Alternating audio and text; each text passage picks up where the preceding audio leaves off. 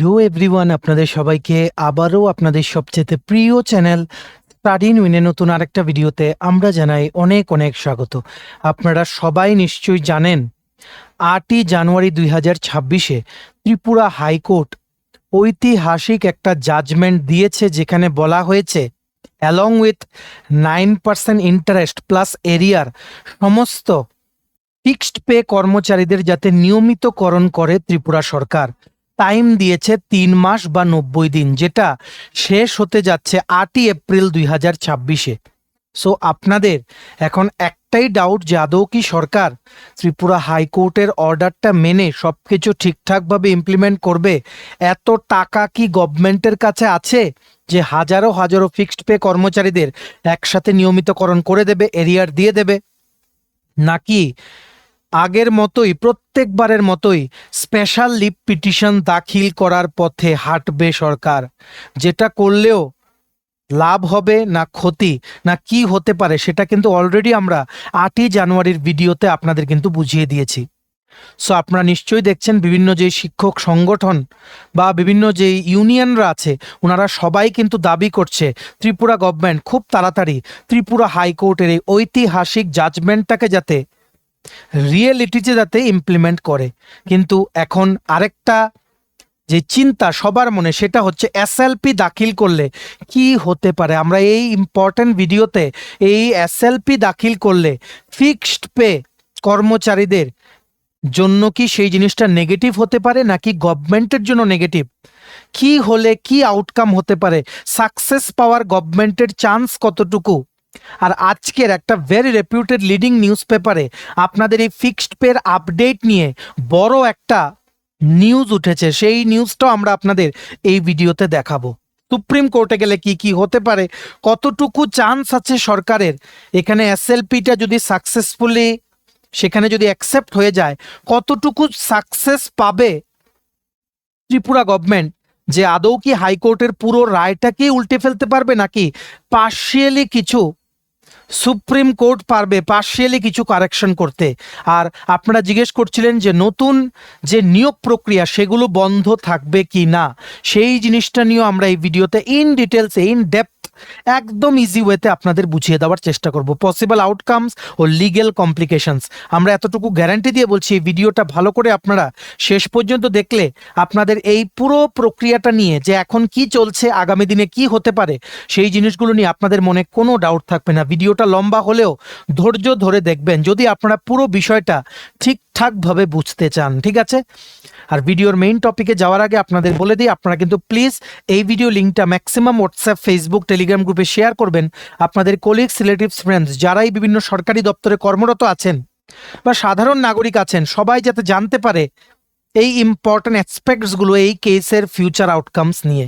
আর যারা আপনারা first time দেখছেন আমাদের চ্যানেলটা, এক্ষুনি আমাদের চ্যানেল স্টাডি ইন উইনটা সাবস্ক্রাইব করে সাইডে নোটিফিকেশন বেলটা কিন্তু অবশ্যই আপনারা ক্লিক করে রাখতে ভুলবেন না। ত্রিপুরার সমস্ত চাকরির আপডেট, চাকরির প্রিপারেশন করার জন্য ফ্রি ইউটিউব ক্লাসেস, সরকারি কর্মচারী ও পেনশনারদের update, educational update, current affair সব কিছু একটা প্ল্যাটফর্মে অন টাইম আপনারা কিন্তু পেয়ে যাবেন। আমাদের নতুন Telegram channel, WhatsApp group, WhatsApp channel, Facebook page সব কিছু লিঙ্ক আমরা নিচে ডিসক্রিপশন বক্সে দিয়ে রেখেছি। আপনাদের ইচ্ছে হলে এগুলো ফলো করতে পারেন বা জয়েন করতে পারেন, ওখানে আমরা সমস্ত আপডেট জেনারেলি আমরা শেয়ার করে থাকি, ঠিক আছে?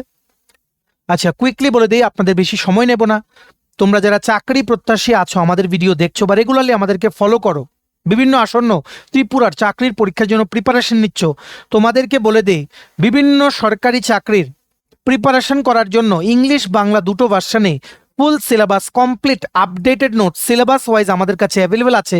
যেই নোটসগুলো পড়লে পরীক্ষায় তোমরা ভালো একটা ফলাফল কিন্তু করতে পারবে। কোন কোন পরীক্ষার নোটস আছে? For example TRBT, STGT, social science বা আর্টস আর ওয়ার্ড সেক্রেটারির নোটসে হিউজ ডিসকাউন্ট অফার আছে। তোমরা সবাই আমাদের সাথে যোগাযোগ করো, যারাই ওয়ার্ড সেক্রেটারির নোটস নিতে চাইছিলে কিন্তু নিতে পারোনি। বেস্ট ডিসকাউন্ট অফার আমরা একটা লঞ্চ করেছি 2-3 দিনের জন্য, সবাই কিন্তু আমাদের সাথে যোগাযোগ করো। Tripura assembly group C, group ডিরও নোটস আছে।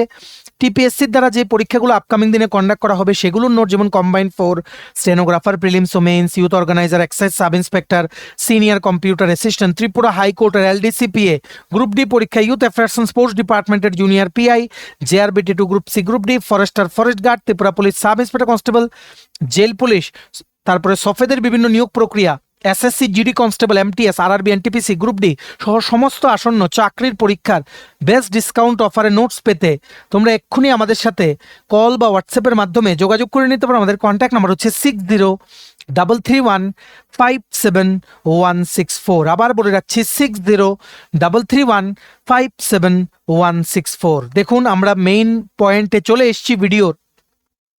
প্রথমেই বলে দেই, এই যে আর্টিকেলটা আপনারা দেখছেন আজকের প্রতিবাদী কলাম নামক নিউজ পেপার, আজকের বলতে 12ই জানুয়ারি 2026 ওনাদের ফ্রন্ট পেজে কিন্তু উঠেছে। এই আর্টিকেলটা গতকালকে উঠতো নিউজ পেপারে, কিন্তু কিছু কারণবশত ওনাদের প্রিন্টিং বন্ধ ছিল প্রতিবাদী কলাম নিউজ পেপারে, তার জন্য আজকের ফ্রন্ট পেজে কিন্তু উঠেছে। বিরাট ইম্পর্টেন্ট কিছু আপনাদের জন্য আপডেট আছে এই ফিক্সড পের ভবিষ্যৎ নিয়ে। আগে আমরা দেখব আর্টিকেলের ইম্পর্টেন্ট পয়েন্টসগুলো, যেগুলো আমরা হাইলাইট করে রেখেছি। তারপর আমরা ধাপে ধাপে দেখব যে সরকার যদি এটা করে কি হতে পারে, ওটা করে কি হতে পারে, যদি এসএলপি সময় মতো না সেখানে অ্যাকসেপ্ট হয় কি হতে পারে, কবের মধ্যে দিতে হবে, সব কিছু ইন ডিটেলসে আমরা আলোচনা করব যে আগামী দিনে নিয়োগ প্রক্রিয়া কি বন্ধ থাকবে নাকি চলবে। ভালো করে বুঝে রাখবেন, ঠিক আছে? দেখুন কি লিখেছে। রাম জমানা বৃহত্তম চ্যালেঞ্জের মুখে স্থায়ী পোস্টে স্থির বেতন অসাংবিধানিক। ত্রিপুরার উচ্চ আদালতের রায়ে 6,500 কোটির ঝাঁকুনি ত্রিপুরা সরকারের উপর। 8 বছর আগে রাজ্যে গঠিত বিজেপি নেতৃত্বাধীন ডবল ইঞ্জিনের সরকারের সামনে এত বড় চ্যালেঞ্জ আর আসেনি, কিন্তু অর্থনৈতিক এই সংকট রাজ্য সরকারের সামনে প্রথম এলো। এই ঝটকা কিন্তু বিশাল। আমরা রাজনৈতিক পার্টটা পড়ছি না এখানে, তার জন্য, কারণ আমাদের এটা এডুকেশনাল চ্যানেল, তো পলিটিক্যাল কিছু আমরা ডিসকাস করি না, শুধু যে জায়গাগুলো হাইলাইট করেছি সেগুলো আমরা পড়বো, বাকিগুলো আপনারা ভিডিও পজ করে পড়ে নিতে পারেন, ঠিক আছে? তারপর নির্বাচনী প্রতিশ্রুতি অনুযায়ী কেন্দ্রীয় কাঠামো দেওয়া হলো না, পুষিয়ে দেওয়ার চেষ্টা হয়েছে অন্য পথে। এইবার আদালতের রায়ে স্পষ্ট হলো বাম আমলে যে কর্মচারী শোষণ শুরু হয়েছিল সেই শোষণ বিজেপি সরকারও চালিয়ে যাচ্ছে গত 8 বছর ধরে। বাস্তবে ত্রিপুরার প্রশাসনিক ইতিহাসে এমন রায় খুব কমই এসেছে যা এক ধাক্কায় সরকারের অর্থনৈতিক ভিত, তারপর নিয়োগ নীতি এবং রাজনৈতিক সদিচ্ছা তিনটাকেই একসাথে কাঠগড়ায় দাঁড় করিয়ে দেয়। উচ্চ আদালতের সাম্প্রতিক রায়ে দীর্ঘদিন ধরে চলা স্থির বেতন নামক শোষণমূলক ব্যবস্থাকে সরাসরি অসাংবিধানিক ঘোষণা করে দেওয়া হয়েছে। আদালত স্পষ্ট করে দিয়েছে নিয়মিত কাজে নিয়মিত বেতন কর্মচারীর সাংবিধানিক অধিকার, দয়া নয়। এই রায় সেই অর্থে একটি নির্দিষ্ট মামলার নিষ্পত্তি নয়, বরং বিগত 2.5 দশকের প্রশাসনিক অন্যায়কে চিহ্নিত করা। উচ্চ আদালতের নিয়মিত চাকরিতে স্থির বেতনকে অসাংবিধানিক আখ্যা দিয়ে বাম আমলের 2টি সার্কুলার 2001 এবং 2007 খারিজ করে দেওয়ায় রাজ্য সরকার এখন নিরস্ত্র। টেট শিক্ষকদের মামলা চলে আসছিল 2022 সাল থেকে। টেটের মাধ্যমে নিযুক্তিপ্রাপ্ত 16 জন শিক্ষকের 2টি পৃথক মামলায় হাইকোর্টের ডিভিশন বেঞ্চ সম্প্রতি যে রায় দিয়েছে তা কার্যকর করতে রাজ্য সরকার 2001 এবং 2007 সালের স্থির বেতনে নিযুক্ত সকল কর্মচারীদের এরিয়ার সহ নিয়মিত বেতনক্রম গুনতে হবে। এতে এককালীন 6,300 কোটি টাকার প্রয়োজন। এরপর প্রতি বছর স্থির বেতনে চাকরিরত কর্মচারীদের নিয়মিত বেতন দিয়ে যেতে বছরে অতিরিক্ত 1,750 কোটি টাকা লাগবে, যা এই মুহূর্তে রাজ্য সরকারের পক্ষে কষ্টকর, কারণ সরকার প্রচণ্ড আর্থিক সমস্যায় জর্জরিত। এই পরিস্থিতিতে উচ্চ আদালতের রায় মেনে এককালীন এই 6,300 কোটি এবং প্রতি বছর অতিরিক্ত 1,750 কোটি টাকার জোগাড় বিশাল ত্রিপুরার বিজেপি সরকারের পক্ষে শুধু কষ্টসাধ্য নয়, একেবারেই অসম্ভব। মুখে ডবল ইঞ্জিন বা অঢেল টাকার কথা বললেও দিল্লি থেকে টাকা জোগাড় তাদের পক্ষে সহজ কাজ নয়। এক্ষেত্রে রাজ্য সরকার স্থির বেতনে নিয়োগপ্রাপ্ত কর্মচারীদের ন্যায্য পাওনা মিটিয়ে দেওয়ার বদলে কর্মচারী ঠকানোর ছক করছে বলে অর্থ দপ্তর সূত্রে খবর। এটাই কিন্তু উঠেছে আজকের প্রতিবাদী কলাম নিউজ পেপারের 12ই জানুয়ারি। এগুলো কিন্তু আমাদের বক্তব্য না, আপনারা বুঝে রাখবেন, জাস্ট পত্রিকার ক্লিপিংটা আমরা পড়ছি। আমরা পুরো নিউজটা আপনাদের প্রথম বলে দিই, তারপর আমাদের যা যা রিসার্চ বলছে যে কি হতে পারে সেই খুবই ইন্টারেস্টিং বিষয়গুলো নিয়ে আমরা আলোচনা করব, ঠিক আছে? সূত্রের মতে প্রশাসনের অভ্যাস মতো উচ্চ আদালতের রায়ের বিরুদ্ধে জনগণের করের টাকায় সুপ্রিম কোর্টে যাবার প্রস্তুতি চালাচ্ছে রাজ্য সরকার।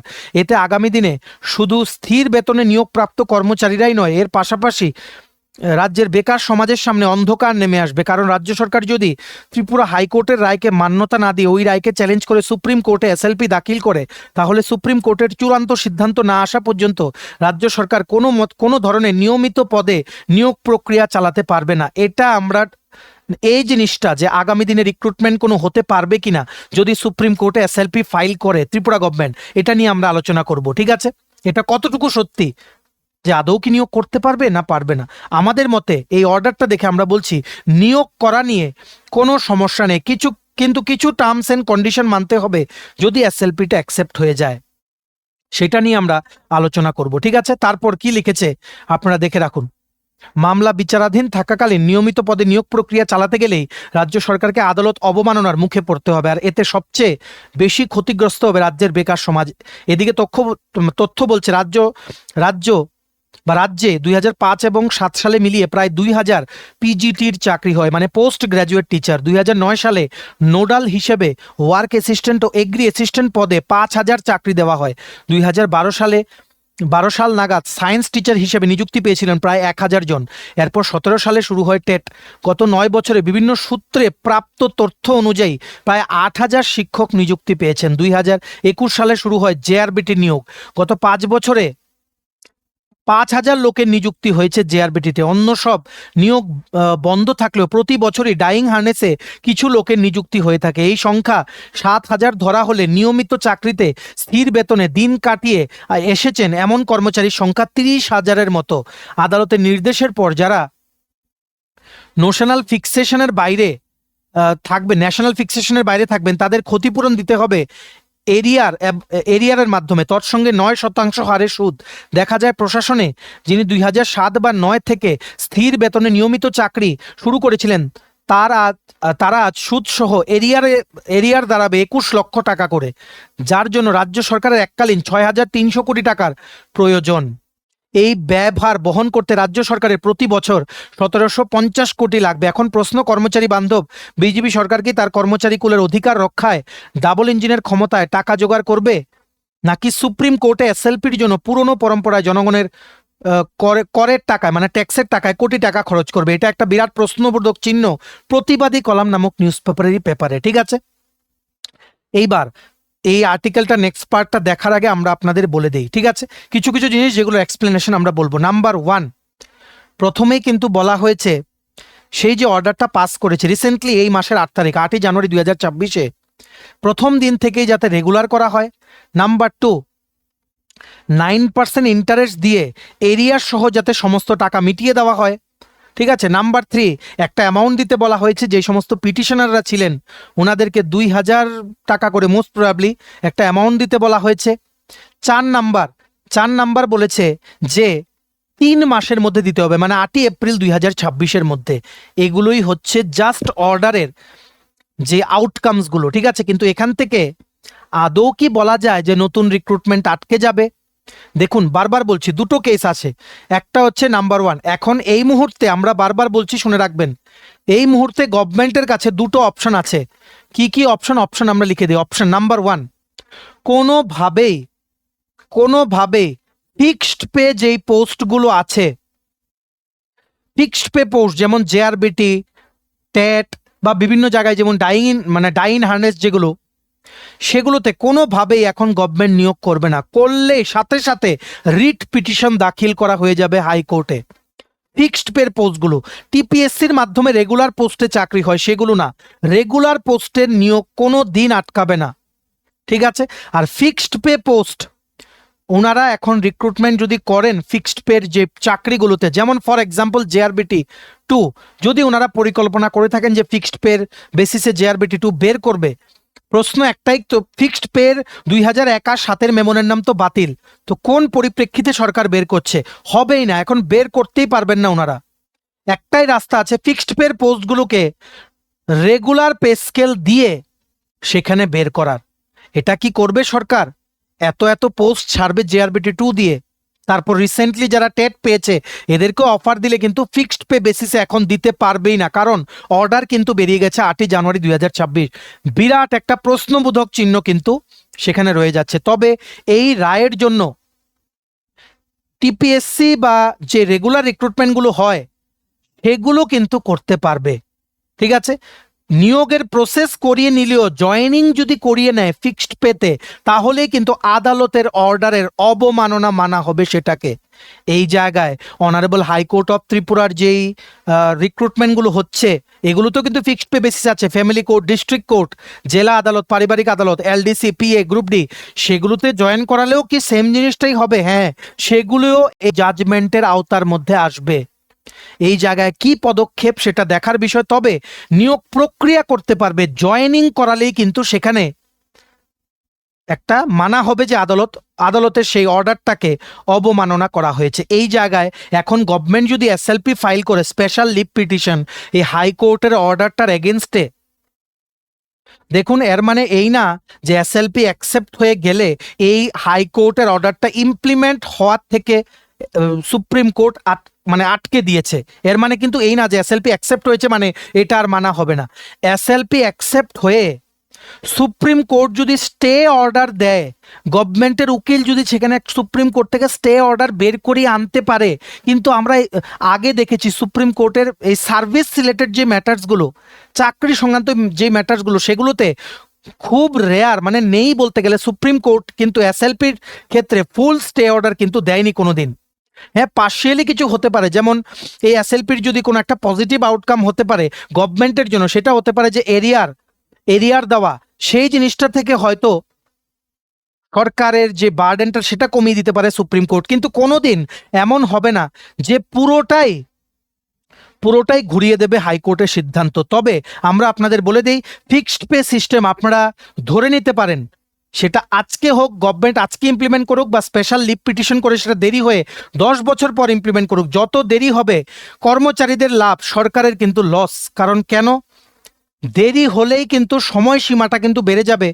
আর এসএলপি ফাইল করলেও এখানে অনারেবল হাইকোর্ট অফ ত্রিপুরা কিন্তু সুপ্রিম কোর্টের আগের অনেক জাজমেন্টের রেফারেন্স টেনেই কিন্তু ওনারা এই অর্ডারটা পাস করেছেন। সো এটা চান্স খুবই কম যে সুপ্রিম কোর্ট পুরো অর্ডারের জিনিসটাকে পুরো রিভার্স করে দেবে। হ্যাঁ, কিছু কিছু জিনিস বাতিল করতে পারে, ফর এক্সাম্পল এরিয়ারের পার্টটা পুরোপুরি কোনোদিন ঘুরবে না। আপনারা মানে এই জিনিসটা বুঝে রাখুন। Fixed pay system honourable high court of ত্রিপুরার ডিভিশন বেঞ্চের 8ই জানুয়ারির এই রায়ের পর ফিক্সড পে সিস্টেম লিটারেলি কিন্তু উঠে গেছে ত্রিপুরা থেকে। এখন যাই করা হোক, সুপ্রিম কোর্টে যাওয়া হোক বা কোনো পিটিশন দাখিল করা হোক হাইকোর্টে, সেই রায়টা পুরোপুরি কিন্তু পাল্টে যাবে না। কারণ অসাংবিধানিক ঘোষণা করে দেওয়া হয়েছে 2001 আর 7-এর সেই দুটো মেমোরেন্ডামকে। এটা বিগেস্ট ডিফল্ট। আর আরেকটা ডিফল্ট হচ্ছে, গভর্নমেন্ট কিন্তু কোর্টের আর্গুমেন্ট চলাকালীন ওনাদের যে ফাইন্যান্সিয়াল ক্রাইসিস আছে, এতগুলো টাকা ওনারা দিতে পারবেন না, সেটার ব্যাপারে ওনারা কিন্তু সেই রকম ভাবে কিছু কিন্তু হাইলাইট করেননি। সো সেই জায়গাটা হাইলাইট করিয়ে সুপ্রিম কোর্টে যদি পেশ করা হয়, সেখানেও কতটুকু সাকসেসফুল হবে, পুরোপুরি সাকসেস পাওয়ার গভর্নমেন্টের চান্স আছে 10 থেকে 15%, যেটা খুবই রেয়ারেস্ট অফ দ্য রেয়ার। ঠিক আছে, এটা মোস্ট লাইকলি এমন হতে পারে যে এরিয়ার দেওয়ার যে পার্টটা, সেটার থেকে হয়তো গভর্নমেন্টকে ছাড় দিতে পারে সুপ্রিম কোর্ট। ঠিক আছে, আর নতুন নিয়োগ প্রক্রিয়া কোনোদিন আটকাবে না। শুধু ফিক্সড পে বেসিসে যে নিয়োগগুলো, সেগুলো যদি এখন বের করে গভর্নমেন্ট, সাথে সাথে অনারেবল হাইকোর্ট অফ ত্রিপুরাতে রিট পিটিশন দাখিল করা হয়ে যাবে। ফর এক্সাম্পল, যদি জেআরবিটি 2 বের হয়, সেটা এফেক্ট হবে। নতুন যে টেট টিচার্স নিয়োগ হয়েছে 2025-এ, যারা পাশ করেছে টেট 1 টেট 2, এদের তো সার্টিফিকেট দিয়ে দেওয়া হয়েছে, কিন্তু জয়েনিং করালেই ফিক্সড পে বেসিসে হয়ে যাবে আবার একটা পিটিশন দাখিল হাইকোর্টে। একটা বিরাট বিপাকে কিন্তু পড়তে হবে সরকারকে যদি ফিক্সড পে বেসিসে, আনটিল সুপ্রিম কোর্ট রিভার্সেস এনিথিং, যদি ফিক্সড পে বেসিসে যদি কাউকে যদি জয়েন করায়, কোনো কর্মচারীকে, মে ইট বি শিক্ষক বা অন্য কোনো, যেমন ক্লারিক্যাল স্টাফ বা গ্রুপ ডি স্টাফ, যদি জয়েন করায় চরম বিপাকে পড়বে। আর এখানে কিন্তু কোর্টের অর্ডার অবমাননার যেই কি বলবো, মানে যেই ব্লেমটা, সেটা কিন্তু আসতে পারে গভর্নমেন্টের ওপরে।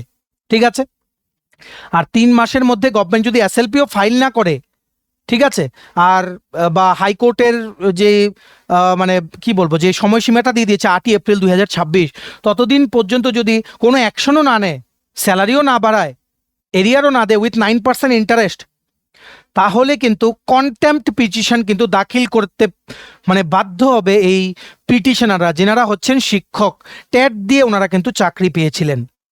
স্পেসিফিক্যালি কন্টেম্পট পিটিশন শিক্ষা দপ্তর ও ফিনান্স দপ্তরের এগেনস্টে কিন্তু সেখানে দাখিল হতে পারে। ঠিক আছে, ডাইরেক্টর, তারপর সেক্রেটারি, ওনাদের এগেনস্টে। কারণ হাইকোর্টের অর্ডার, সুপ্রিম কোর্টের অর্ডার সবার কিন্তু মানতে হয়। এইবার আপনারা আশা করি বুঝতে পেরেছেন। আমরা আরও চলে যাব ডিপ লেভেলে, পুরো জিনিসটা আপনাদের বুঝিয়ে দেব, এতটুকু গ্যারান্টি দিচ্ছি। এত ইজি ওয়েতে কেউ আপনাদের বোঝাবে না, ঠিক আছে? সো প্রতিবাদী কলামের এই নিউজ পেপারের আর্টিকেলের লাস্ট জায়গাটাতে কি উঠেছে দেখে রাখুন। অন্যদিকে সরকারের কোষাগারের দৈন্য দশা, এই দুইয়ের মাঝখানে দাঁড়িয়ে রাজ্য সরকার এখন চরম নৈতিক ও আর্থিক পরীক্ষার মুখে। বিশেষজ্ঞদের মতে সুপ্রিম কোর্টে এসএলপি দায়ের করা মানেই সময় কেনা, সমস্যা সমাধান নয়। এতে একদিকে কর্মচারীরা যেমন বঞ্চিত হবেন, অন্যদিকে নতুন নিয়োগ বন্ধ হয়ে রাজ্যের বেকার যুব সমাজ চূড়ান্ত অনিশ্চয়তার মুখে পড়বে। প্রশ্ন একটাই, সরকার কি আদালতের রায় মেনে সাংবিধানিক পথে হাঁটবে, নাকি পুরনো প্রশাসনিক কৌশলে ঠকানোর জিনিসটাই বহাল থাকবে? এই মুহূর্তে ত্রিপুরার স্থির বেতনের কর্মচারীদের, মানে ফিক্সড পের কর্মচারীদের একটাই দাবি, অতি সত্বর রায় কার্যকর করুক রাজ্য সরকার এবং স্থির বেতনে নিযুক্ত কর্মচারীর ন্যায্য পাওনা মিটিয়ে দেওয়া হোক। নয়তো সরকার প্রমাণ করবে তারাও কিছু আলাদা নয়, প্রশাসন একই আছে, সরকারের শুধু দল বদল হয়েছে। এই রকম এগুলো পলিটিক্যাল জিনিস আমরা আলোচনা করব না। আপনাদের যে জিনিসটা আমরা বোঝাতে এসেছিলাম, এবার আমরা একে একে করে বুঝে নেব। ভালো করে বুঝে রাখবেন, ঠিক আছে? ভিডিওটা কিন্তু শেয়ার করবেন, ধৈর্য ধরে শুনলে ভালো জিনিস পাবেন। যদি মনে করেন যে আপনাদের অধৈর্য লেগে গেছে, বন্ধ করে দিন ভিডিওটা।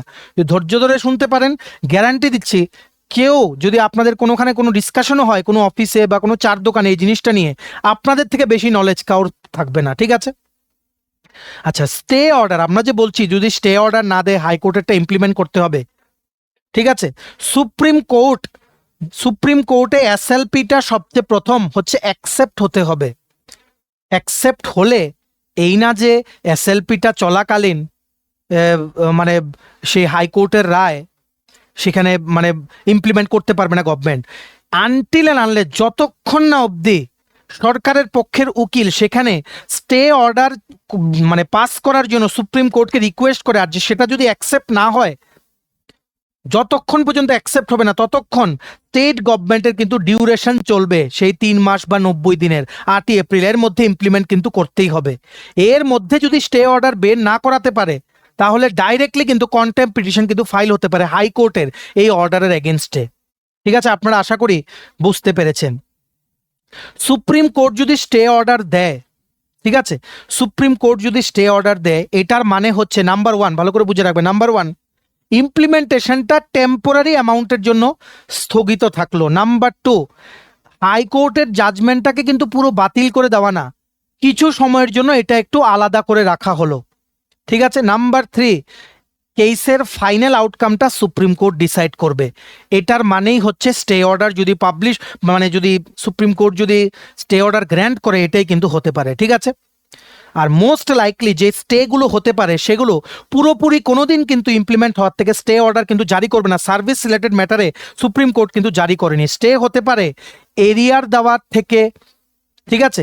ইন্টারেস্ট যে বলেছে 9% ইন্টারেস্ট, সেটার দেওয়ার থেকে হয়তো সেটা দেওয়াটাকে মানে স্টে করতে পারে, স্টে অর্ডার গ্র্যান্ট করতে পারে, এই দুটো জায়গায়, এরিয়ার আর ইন্টারেস্ট, ঠিক আছে?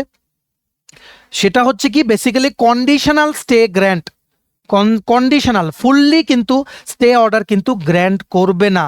সেটা আমরা ইতিহাসেও দেখেছি বিভিন্ন জাজমেন্টের, কারণ এটা কমপ্লিটলি আনকনস্টিটিউশনাল বলে দিয়েছে 2001-এর আর 2007-এর যে মেমোরেন্ডাম ফিক্সড পের, ঠিক আছে? আর ভায়োলেশন অফ আর্টিকেল 14 অ্যান্ড 16, যেটা আমরা আগের ভিডিওতে আপনাদের বুঝিয়েছিলাম, fundamental rights violation, equal pay for equal work, ভীষণ ইম্পর্টেন্ট কিছু সেখানে জাজমেন্ট একটা উঠে এসছে 8ই জানুয়ারি। 8ই জানুয়ারির দিনটা আপনারা অনেক দিন শুনবেন, আগামী 50 থেকে 100 বছর যখনই কোনো কেস হবে হাইকোর্টে বা সুপ্রিম কোর্টে, হাইকোর্টের এই জাজমেন্টটার কিন্তু রেফারেন্স কিন্তু উঠে আসবে, ঠিক আছে?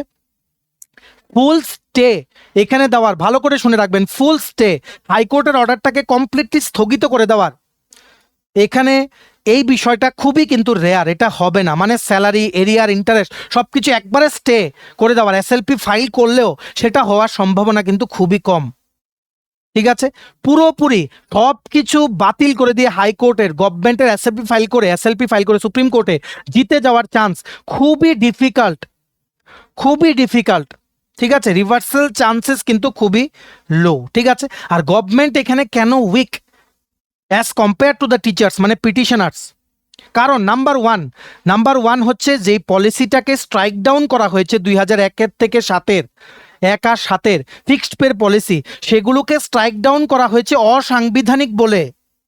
ভায়োলেশন অফ মানে অনুচ্ছেদ 14 ও 16 যেটা সংবিধানের অনুচ্ছেদ আছে, মৌলিক অধিকারের আন্ডারে পড়ে, ঠিক আছে?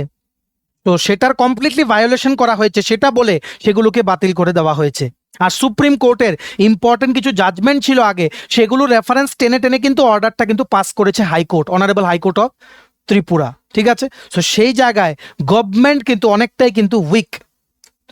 আর সুপ্রিম কোর্ট জেনারেলি কিন্তু ইন্টারফেয়ার করে না হাইকোর্টের অর্ডারে, ঠিক আছে? যদি হাইকোর্ট যদি ক্লিয়ারলি যদি কোনো রং জাজমেন্ট পেশ করে তখনই কিন্তু সুপ্রিম কোর্ট ইন্টারফেয়ার করে, এলস কিন্তু ইন্টারফেয়ার করে না। আর এই শিক্ষকেরা যে নিয়োগ হয়েছিলেন ওনারা সবাই কিন্তু ছিলেন রেগুলার কর্মচারী, লেখা আছে কিন্তু রেগুলার, এরা কিন্তু রেগুলার, কিন্তু 5 বছর ফিক্সড পে, 5 বছর ফিক্সড পে। পোস্টগুলো কিন্তু পার্মানেন্ট, সিলেকশন কিন্তু ওনারা যে এমন না যে ফিক্সড পে পোস্টে সিলেক্ট হয়েছে, রেগুলার পোস্টে যারা সিলেক্ট হয়েছে তাদের থেকে কিছু আলাদা ছিল, সেম। এই জায়গায় হচ্ছে মেইন প্রবলেমটা, সেম ভাবে সিলেকশন হয়ে সেম ডিউটি পালন করে কি করে বেতন ডিফারেন্ট হতে পারে? This is clear violation of article 14 and 16. That is why High Court rejected 2001 and 2007 memorandum in the judgment which was recently declared বা মানে announced on 8th January 2026. ডিউটিসও same, কিন্তু পে, এদেরকে যে স্যালারি যে পে করা হয় এগুলো ইচ্ছাকৃতভাবে কম করে দেওয়া হয়েছে। যদি সরকার সুপ্রিম কোর্টে এসএলপি দাখিল করেও সুপ্রিম কোর্টে বলে যে এটা টেম্পোরারি ফাইন্যান্সিয়াল ক্রাইসিসের জন্য আমরা সেটা শুরু করেছিলাম, কিন্তু টেম্পোরারি মানে কি 20 বছর হয়ে গেছে এই ফিক্সড পে পলিসি, টেম্পোরারি মানে 2-3 বছর মানা যায়, কিন্তু এর জন্য 20 বছর, এটা কিন্তু প্রশ্ন কিন্তু উঠতে পারে। সো এই জায়গায় আমরা বলবো অ্যাজ পার আওয়ার নলেজ যদি এসএলপিও দাখিল করা হয়, ফিক্সড পে ত্রিপুরা থেকে উঠে যাওয়ার কেউ আটকাতে পারবে না, যতটুকু আমরা বলি, which is very very difficult to reverse the entire high court judgment, ঠিক আছে? কারণ অনারেবল সুপ্রিম কোর্টের একটা জাজমেন্ট ছিল জগজিৎ সিং এর কেসে, জগজিৎ সিং, আপনারা সার্চ করে নেবেন Jagjit Singh case outcomes supreme court, সেখানে ডাইরেক্টলি জাজমেন্টে বলে দেওয়া হয়েছে যদি রেগুলার মোডে কোনো সরকারি চাকরিতে কেউকে অ্যাপয়েন্ট করা হয় তার মানে রেগুলার স্কেলের পেমেন্ট দিতে হবে, এটারও রেফারেন্স উঠেছে, সুপ্রিম কোর্টের নিজেদের জাজমেন্টের রেফারেন্স উঠেছে হাইকোর্টের জাজমেন্টটা দিতে। সো কি করে সুপ্রিম কোর্ট পুরোপুরি এই হাইকোর্টের জাজমেন্টটাকে স্ট্রাইক আউট করে দেবে, হুইচ ইজ নিয়ারলি ইম্পসিবল, ঠিক আছে? এই একটা জিনিস জগজিৎ সিং এর কেস, সেখানে সুপ্রিম কোর্ট ডাইরেক্টলি অর্ডারে বলে দিয়েছিল regular appointee equals to regular pay, এই একটা জিনিসই কিন্তু পুরো জাজমেন্ট রিভার্স করে দেওয়া যে ব্যাপারটা সেটাকে ইম্পসিবল করে দিচ্ছে। এসএলপি দাখিল করলে শুধু দেরি হবে, ঠিক আছে? ফিক্সড পে বেসিসে যে নিয়োগগুলো আগামী দিনে হওয়ার কথা ছিল সেগুলো টেম্পোরারি অ্যামাউন্টের জন্য সেগুলো বন্ধ থাকতে পারে, রেগুলার মোডের যেই নিয়োগ প্রক্রিয়াগুলো সেগুলো কিন্তু বন্ধ থাকবে না, ঠিক আছে? আর অনারেবল হাইকোর্ট বেশ কিছু জাজমেন্টের রেফারেন্স দিয়েছে বা ওনারা শুনেছেন উভয় পক্ষের উকিল থেকে, মানে পিটিশনার যারা উকিল আছেন ওনাদের থেকে রেফারেন্স এসছে। নাম্বার 1 রণধীর সিং এর যে কেস, এগুলো সব আপনারা দেখে নেবেন, রণধীর সিং, এগুলো সব service related matters. Jagjit Singh এর কেস, ধীরেন্দ্র চামোলির কেস, সুরিন্দর সিং এর কেস, সবগুলো রেফারেন্স উঠেছে, সবগুলোতে বলা হয়েছে এই যে রায়গুলো সুপ্রিম কোর্ট দিয়েছে সার্ভিস রিলেটেড ম্যাটারে, এগুলো রেফারেন্স উঠেছে হাইকোর্টের যে আর্গুমেন্ট চলাকালীন, কারণ এই রায়গুলো ছিল কনস্টিটিউশন বেঞ্চমার্ক বা ল্যান্ডমার্ক রুলিংস যেগুলো সুপ্রিম কোর্ট কিন্তু ডেলিভার করেছিল। আর এটা খুব রেয়ারলি হয় যে এতগুলো জাজমেন্টের রেফারেন্স তুলে হাইকোর্টে অনারেবল হাইকোর্ট অফ ত্রিপুরা একটা জাজমেন্ট দিয়েছে, সুপ্রিম কোর্ট নিজেদেরই সমস্ত জাজমেন্টগুলোকে কন্ট্রাডিক্ট করবে, কোনোদিন এরকম হতেই পারে না, ঠিক আছে? আর গভর্নমেন্টের আরেকটা উইকনেস এখানে হচ্ছে আর্থিক দিকে, ফাইন্যান্সিয়াল দিকে যে গভর্নমেন্টের ক্রাইসিস আছে সেই জিনিসটা ওনারা ঠিকভাবে কিন্তু পেশ করেননি, ঠিক আছে? আর সুপ্রিম কোর্টের কাছে যদি পেশ করেন ওনাদের কিন্তু যেই প্রুফ দেখাতে হবে যে ওনারা ক্লিয়ারলি যে ওনারা ফাইন্যান্সিয়াল যে হার্ডশিপে আছেন, এই জায়গাতেও সরকারের কিন্তু একটা উইক পয়েন্ট আছে, ঠিক আছে? আর গভর্নমেন্টের মানে যে এসএলপি দাখিল করার পর গভর্নমেন্ট সুপ্রিম কোর্টে যেই জিনিসগুলো নিয়ে কথা তুলতে পারে সেগুলো হচ্ছে নাম্বার 1 যে বলা হতে পারে যে শিক্ষকেরা ফিক্সড পে বেসিসে নিয়োগ হয়েছিল, ওনারা ফিক্সড পে জেনে শুনেই ওনারা পরীক্ষা দিয়েছিলেন, কারণ যে অ্যাড বেরিয়েছিল সেটাতেই লেখা ছিল। ঠিক আছে। নাম্বার 2, ওনারা বলতে পারেন এই ফিক্সড পে জিনিসটা টেম্পোরারি ফাইন্যান্সিয়াল একটা মেজার ছিল আর্থিক ক্রাইসিস থেকে বেরোনোর। ঠিক আছে। আরেকটা জিনিস বলতে পারে যে রাজ্যের ক্ষমতা বেশি থাকে সার্ভিস রিলেটেড ম্যাটারে, state autonomy in service related matters. আরেকটা জিনিস বলতে পারে 4 নাম্বার, যে এই জাজমেন্টটা যদি ইমপ্লিমেন্ট হয় সরকারের মাথার ওপর হিউজ আর্থিক একটা বোঝা চলে আসবে, হিউজ ফাইন্যান্সিয়াল বার্ডেন চলে আসবে। ঠিক আছে। এই জায়গায় কন্ট্রাডিক্ট করবে জিনিসগুলো, মানে যিনারা পিটিশনার ওনাদেরকে তো অবশ্যই সুপ্রিম কোর্ট থেকে নোটিশ দেওয়া হবে যে এদিন আপনাদের ডেট পড়েছে, আপনাদের উকিলকে বলবেন প্রেজেন্ট থাকতে। সো এই জায়গাগুলোতে ওনারা কিভাবে কন্ট্রাডিক্ট করতে পারেন? নাম্বার ওয়ান কি বলেছিলাম, ওনারা জেনে ফিক্সড পে বেসিসে জয়েন করেছিলেন। ফিক্সড পে বেসিসে জয়েন করলেও এগুলো তো রেগুলার অ্যাপয়েন্টমেন্ট। তো জগজিৎ সিং এর কেসে তো বলা হয়েছে regular appointment equals to regular pay, তো দিস ইজ অলসো ক্যান্সেলড। ঠিক আছে। নাম্বার 2, ওনারা বলেছেন টেম্পোরারি অ্যামাউন্টের জন্য, কিছুদিনের জন্য ওনাদের ফাইন্যান্সিয়াল ক্রাইসিসের কথা ভেবে ওনারা ফিক্সড পে শুরু করেছিলেন। কিছুদিন মানে 20 বছরের বেশি না। সো তার মানে এই পয়েন্টটা ওনাদের ক্যান্সেল, কারণ সুপ্রিম কোর্টের কিন্তু হিস্ট্রি আছে, ওনারা ফাইন্যান্সিয়াল হার্ডশিপ বা আর্থিক দিকের যে বোঝা বা ক্রাইসিস, সেই পয়েন্টটা ওনারা আগেও কিন্তু খারিজ করেছেন বিভিন্ন সার্ভিস রিলেটেড ম্যাটারে। ঠিক আছে। আর ওনারা সুপ্রিম কোর্ট থেকে আরেকটা জিনিস বলতে পারেন, সেম ক্যাডারে চাকরি করে, সেম কাজ করে, সেম সিলেকশন প্রসেস দিয়ে সিলেক্ট হয়ে ডিফারেন্ট বেতন পাওয়া জিনিসটা is gross violation of the constitution, the fundamental rights. So এইভাবে কিন্তু ওনাদের কিন্তু কাউন্টার করতে পারে অপোজিশন সাইড থেকে, যদি গভর্নমেন্টের পক্ষ থেকে এই পয়েন্টগুলো যদি রাখা হয়। ঠিক আছে। সো আপনারা এখানে দেখতে পাচ্ছেন গভর্নমেন্টের ফুল ভিক্টোরি, মানে জাজমেন্টটা, হাইকোর্টের জাজমেন্টটা পুরোপুরি রিভার্স করে দেওয়ার প্রবাবিলিটি 10 থেকে 15%, পার্শিয়াল মডিফিকেশন করা 30 থেকে 35% চান্স আছে, আর judgment upheld fully 50 to 60% chance, মানে সুপ্রিম কোর্ট কিচ্ছুই পরিবর্তন করবে না, সেটার চান্স আছে 50 থেকে 60%। তবে এরিয়ার দেওয়া আর ইন্টারেস্ট দেওয়া, যদি সুপ্রিম কোর্ট ওনাদের কোনো জাজমেন্টও দেয় এসএলপি দাখিল করার পর, এরিয়ার যদি কিছু বাদ দেয় হাইকোর্টের অর্ডার থেকে, সেটা এরিয়ার আর ইন্টারেস্টের জায়গাটা বাদ দিতে পারে। পুরোপুরি কোনো দিন এমন হতেই পারে না যে কমপ্লিটলি স্ট্রাইক ডাউন করে দেবে, কারণ এখানে ভেরি ভেরি ইম্পর্টেন্ট কিছু ইস্যু সেখানে তুলে জাজমেন্টের রেফারেন্স দিয়ে ওনারা কিন্তু সেই জিনিসটা করেছেন। আর ইমিডিয়েটলি যে শিক্ষকেরা আপনারা লড়েছেন সেই কেসটা, ঠিক আছে, এই যারা টিচার্সরা লড়েছেন ওনাদের ইমিডিয়েটলি সার্টিফাইড কপি ওনাদের কাছে রাখা উচিত, ডিভিশন বেঞ্চের জাজমেন্টের কপিটা, অ্যাপয়েন্টমেন্ট লেটারটা, ওনাদের joining letter, service book, pay slip, যে রিট পিটিশন দাখিল করা হয়েছিল সেটা, আইডেন্টিটি অ্যান্ড ব্যাঙ্ক ডিটেলস। ঠিক আছে। অবশ্যই কিন্তু আপনাদের জাজমেন্টের কপিটা director of secondary elementary education, principal secretary education আর অর্থ দপ্তরে একটা কপি কিন্তু ওনাদেরকে পাঠিয়ে সেটাতে একটা রিসিপ্ট কপি নিয়ে আপনাদের কাছে কিন্তু রাখতে হবে ফর ফিউচার রেফারেন্সেস। ঠিক আছে। আর অর্ডারের যে হাইকোর্টের থেকে যে অর্ডারটা দিয়েছে, স্পেসিফিক্যালি রেগুলার পে স্কেল দেওয়া ফ্রম ইনিশিয়াল অ্যাপয়েন্টমেন্ট, লাস্ট 3 বছরের এরিয়ার দেওয়া উইথ 9% ইন্টারেস্ট, সার্ভিস বুকের যে আপডেটেড সার্ভিস বুকটা সেটা, গ্র্যান্ট অল কনসিকুয়েন্সিয়াল বেনিফিটস, সেই পুরো জিনিসটা হাইলাইট করে অর্ডার কপিটা অ্যাটাচ করে ওনাদেরকে কিন্তু পাঠাতে হবে। ডেডলাইন হচ্ছে 8 এপ্রিল 2026। যদি পেমেন্ট না করতে পারে কন্টেম্প্ট কিন্তু ফাইল হবে। কন্টেম্প্ট অফ কোর্ট ফাইল হওয়া মানে this a very very serious offence. ঠিক আছে। সো এখানে এবার আপনারা বুঝে রাখুন, সুপ্রিম কোর্ট কিন্তু আরও একটা জিনিস করতে পারে। আমরা প্রবেবল জিনিসগুলো আপনাদের বলে দিচ্ছি। সুপ্রিম কোর্টে এসএলপি দাখিল করলো, সরকারের পক্ষে সুপ্রিম কোর্ট যদি পজিটিভ জিনিস কিছু করেও কি করতে পারবে? নাম্বার 1, ওনারা করতে পারবেন যে এরিয়ার দেওয়াটা ওনারা লিমিট করে দিতে পারেন আপ টু 3 ইয়ার্স পর্যন্ত, কারণ সুপ্রিম কোর্ট আগেও কোনো না কোনো কেসে সার্ভিস রিলেটেড ম্যাটারে এরকম করেছে। নাম্বার 2, ওনারা করতে পারেন ইন্টারেস্ট, যে 9% ইন্টারেস্ট দেওয়াটা সেটা ওনারা রিমুভ করে দিতে পারেন জাজমেন্ট থেকে।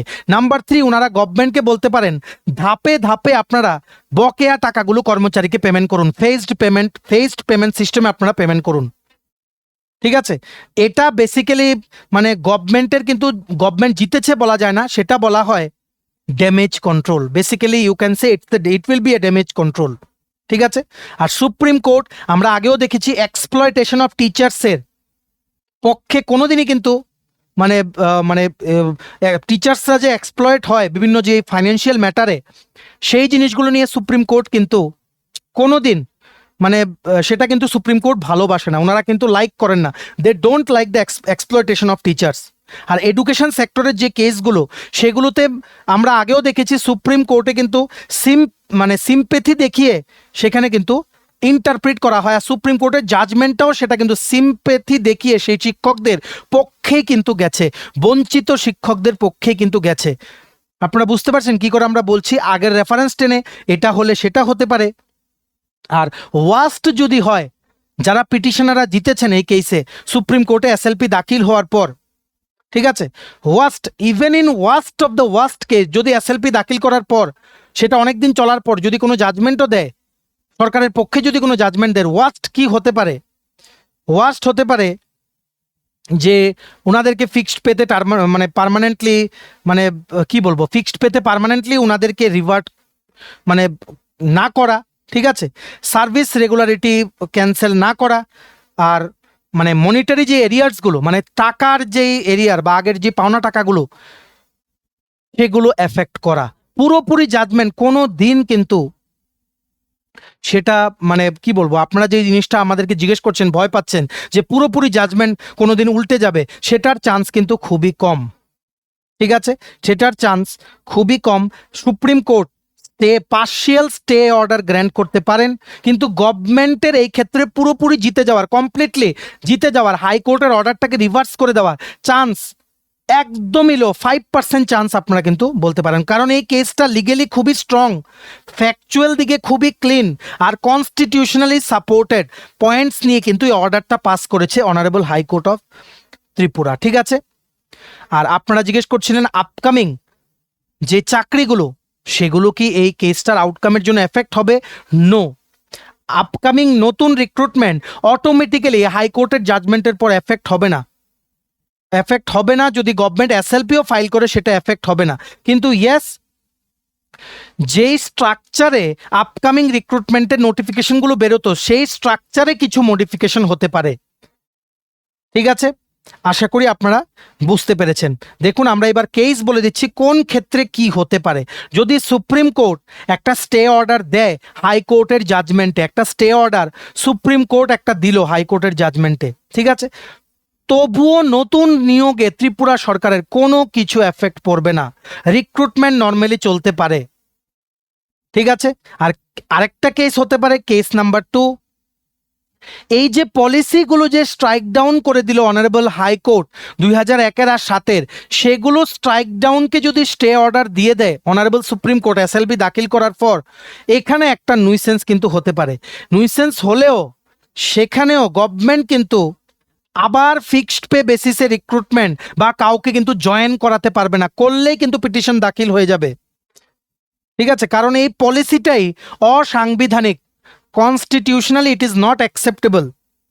আর যদি কোনো এর ফাইনাল আউটকাম না আসা পর্যন্ত যদি কোনো ফিক্সড পে বেসিসে কোনো কর্মচারীকে জয়েন করানো হয়, সেটা একটা ইললিগ্যাল মানা হবে, বেআইনি সেটাকে কিন্তু মানা হবে। তাই গভর্নমেন্ট কোনো রিস্ক নেবে না ফিক্সড পে বেসিসে কাউকে এখন আর জয়েন করানো, কিন্তু এটা খুবই কিন্তু কষ্ট, কারণ দিস কেস ইজ ফাউন্ড যে বেসিসে কেসগুলো করা হয়েছে সেটার ফাউন্ডেশনটা কিন্তু খুবই স্ট্রং, ঠিক আছে। সিনারিও 1 হতে পারে যে মোস্ট লাইকলি এটাই হবে যে গভর্নমেন্ট শুধুমাত্র রেগুলার পে স্কেলে যে নিয়োগগুলো সেগুলো নিয়োগ প্রক্রিয়াগুলো ওনারা ছাড়তে পারবেন, this is the safest in terms of legal matters. ফিউচারে কোনো লিটিগেশন হবে না, আর হাইকোর্টের রুলিংয়েও সেটা পারফেক্ট হবে। রেগুলার যেই চাকরিগুলো বেরোয় যেমন টিপিএসসি দিয়ে যেগুলো স্পেসিফিক্যালি রিক্রুটমেন্ট হয় সেগুলোর উপরে কোনো আঁচ কিন্তু পড়বে না। There will be no litigations on the recruitment that will be carried out in regular mode, ঠিক আছে।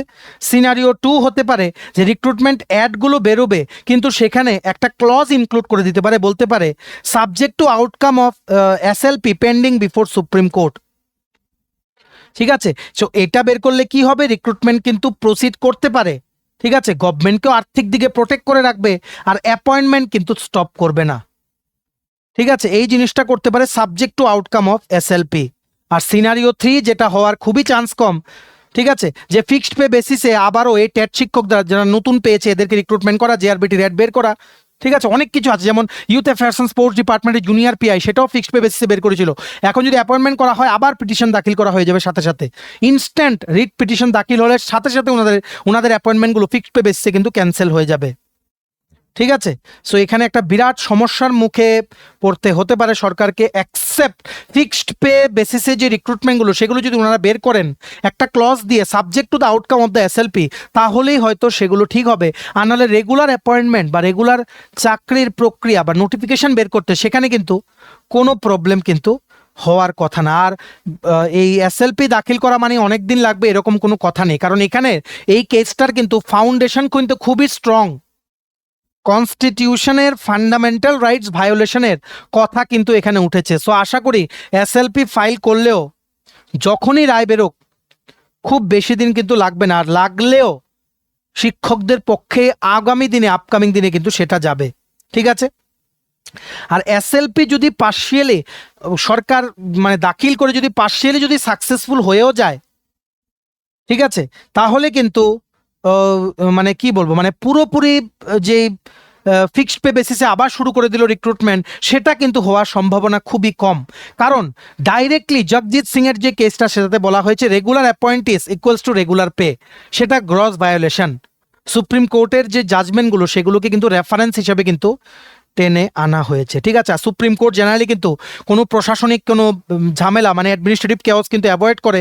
ঠিক আছে, আর যেগুলো যে রিক্রুটমেন্টগুলো চলে যেমন হেলথ এডুকেশন সেক্টরে, সেগুলোর মধ্যে স্টে অর্ডার দিতে সুপ্রিম কোর্ট কিন্তু অনেকবার কিন্তু চিন্তা করে, কারণ এগুলো হচ্ছে ইম্পর্টেন্ট সেক্টরস। ঠিক আছে, সো এই ক্ষেত্রে দেখা গেছে নতুন নিয়োগ বা রিক্রুটমেন্ট প্রসেস কিন্তু চলেছে, সো এইবারও চলবে। সো রিক্রুটমেন্টে এগুলোতে আমাদের মনে হয় না কোনো এফেক্ট কিন্তু পড়বে। ঠিক আছে, আর যে টিচার্স বা আপনারা যারা এক্সপিরিয়েন্স আছেন আপনাদের কে বলে দিই, আপনাদের বুঝে রাখতে হবে, নাম্বার ওয়ান, কোনো রিক্রুটমেন্ট প্রসেস বা অ্যাডভার্টাইজমেন্ট এখনই আপাতত ক্যান্সেল হচ্ছে না, সিলেকশন প্রসেস চলবে।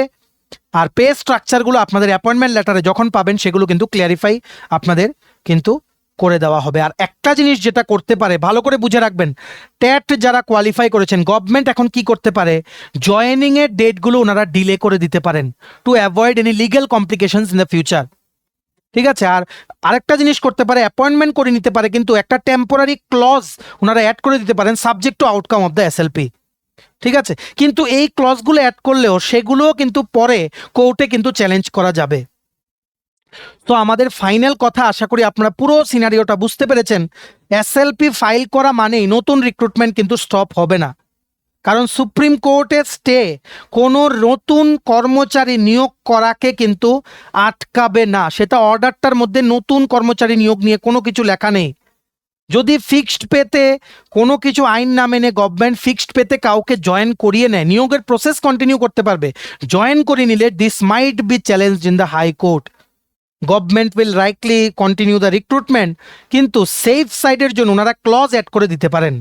ঠিক আছে, অবশ্যই রিক্রুটমেন্ট কিছুটা হলেও অ্যাফেক্টেড হবে, স্পেসিফিক্যালি ফিক্সড পে রিক্রুটমেন্টগুলো। জয়েনিংয়ের ক্ষেত্রে কিন্তু সমস্যা হতে পারে যদি ওনারা সেই ক্লজটা যদি অ্যাড না করেন। আর এই রায়টা পুরোপুরি গভর্নমেন্টের পক্ষে সুপ্রিম কোর্টে গিয়েও যাওয়ার চান্স কিন্তু খুবই খুবই কম, যেটা আশা করি আপনাদেরকে আমরা কিন্তু বোঝাতে পেরেছি। ঠিক আছে, ওয়ার্স্ট কেসে এরিয়ার দেওয়া আর ইন্টারেস্ট পাওয়া থেকে বঞ্চিত হতে পারেন শিক্ষকেরা, এর বেশি ওয়ার্স্ট কিন্তু কিছু হবে বলে আমাদের কিন্তু মনে হয় না। আশা করি পুরো জিনিসটা আমরা আপনাদের বোঝাতে পেরেছি। আপনারা আবার এই ভিডিও লিঙ্কটা শেয়ার করে দিন আপনাদের কলিগস, রিলেটিভস, ফ্রেন্ডস সবাই যাতে ক্লিয়ারলি বুঝে দেয় এই জিনিসের পুরো কেসটার কি আউটকাম হতে পারে বা এখন বর্তমানে কি পরিস্থিতি আছে। আমরা আপনাদের আপডেট দেব। আপনারা আমাদের চ্যানেল স্টাডি ইন উইনটা কিন্তু সাবস্ক্রাইব করে সাইডে নোটিফিকেশন বেলটা কিন্তু অবশ্যই আপনারা ক্লিক করে রাখতে ভুলবেন না। আপনার এই কেসের যত আপডেট আসে সব কিছু আমরা আপনাদের টাইম টু টাইম কিন্তু দিয়ে যাব, এতটুকু আবারও কিন্তু আমরা আপনাদের প্রমিস করলাম। ঠিক আছে, চলুন, এই ছিল ছোট একটা ভিডিও। এতটুকু দেখে থাকলে থ্যাঙ্কস ফর ওয়াচিং, আর ভালো লাগলে অবশ্যই লাইক করে দেবেন আর ম্যাক্সিমাম শেয়ার করবেন ভিডিওটা। সমস্ত চাকরি প্রত্যাশীদের উদ্দেশ্যে বলছি, তোমাদের যদি লাগে ত্রিপুরার বিভিন্ন আপকামিং চাকরির পরীক্ষার প্রিপারেশন করার জন্য কমপ্লিট নোটস, তোমরা এক্ষুনি আমাদের সাথে কল বা হোয়াটসঅ্যাপের মাধ্যমে যোগাযোগ করে নিতে পারো। আমাদের কন্ট্যাক্ট নাম্বার হচ্ছে 6033157164। আমাদের চ্যানেলটা অবশ্যই সাবস্ক্রাইব করে দেবেন। এইভাবেই সমস্ত আপডেট একটার পর একটা জেনুইন আপডেটগুলো আমাদের এই প্ল্যাটফর্মে আপনারা কিন্তু পেয়ে যাবেন। আমাদের নতুন Telegram channel, WhatsApp group, WhatsApp channel, Facebook page সব কিছু লিঙ্ক আমরা নিচে ডিসক্রিপশন বক্সে দিয়ে রেখেছি। আপনাদের ইচ্ছে হলে এগুলো ফলো করতে পারেন বা জয়েন করতে পারেন, ওখানে আমরা সমস্ত আপডেট জানানি আমরা শেয়ার করে থাকি। ঠিক আছে, চলুন সবাই ভালো থাকবেন, take care, bye bye and have a nice day.